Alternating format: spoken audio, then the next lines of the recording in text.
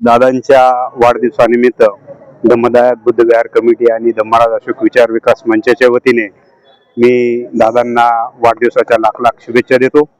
दादांचा प्रवास हा अतिशय खडतर प्रवास असा झालेला आहे। त्यांचं राजकीय वलय मांजरी, मुंडवा, केशवनगर, 17.5 नळी या ठिकाणी दादाचं वलय आहे।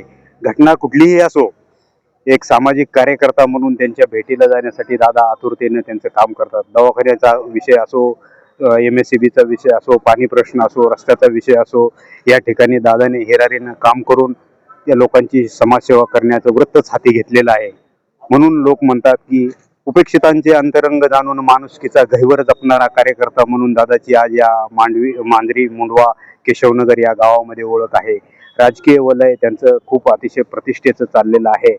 त्यात म्हणूनच दादांना लोक म्हणतात की अशा माणसाची गरज जी आहे ती पुणे महानगरपालिकेमध्ये जाण्याची गरज आहे।